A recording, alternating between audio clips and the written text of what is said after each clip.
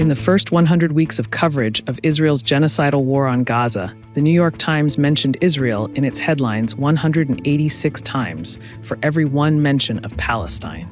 The paper hasn't published an article with the word Palestine in its title since May 2024. Since October 2023, the BBC has used Palestine in 91 headlines, but just 11 of those stories were about Palestine. The rest covered pro-Palestine protests. That pattern has been repeated in 8 major outlets across 50,000 articles about the war.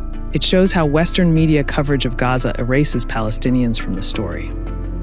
From December 2024, the words terror, terrorism, and terrorist appeared 3 times more often than terms related to famine. French daily Le Monde and the BBC filtered most of their Gaza coverage through those words. Other outlets relied heavily on that framing too. Words like massacre and savage were mostly reserved for violence against Israelis.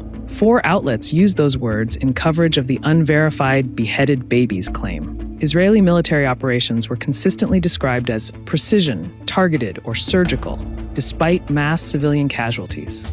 The phrase self-defense was used hundreds of times to describe Israeli military actions. No outlet made mention of Palestinian self-defense. Meanwhile, the phrase human shields recurred constantly in Western coverage. Research shows it was often used without verification and almost exclusively in reference to Palestinians. But it's not just what Western outlets wrote about Palestine, it's what they left out. Since October 7, 2023, the German news website Der Spiegel published over 3,000 references to the Palestinian territories. Only 2 acknowledged them as occupied. The term illegal was used to describe Israeli settlements in fewer than 5% of cases. That's even though the UN considers those settlements illegal under international law. Western media avoided mention of events in Gaza and the occupied Palestinian territories that occurred before October 2023. Israel responds to October 7 became the template phrase, repeated hundreds of times. The BBC used this framing more than 700 times.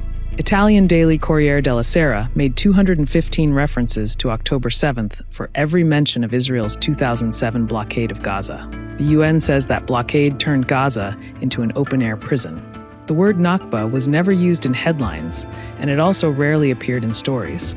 And the Palestinian right of return was mentioned just 38 times across more than 50,000 articles. Mention of a right to exist appeared repeatedly across Western coverage in reference to Israel, but hardly ever to Palestine. The words some Western media outlets use to describe Israel's war on Gaza shape reality. And one day, those narratives may have the power to influence official histories.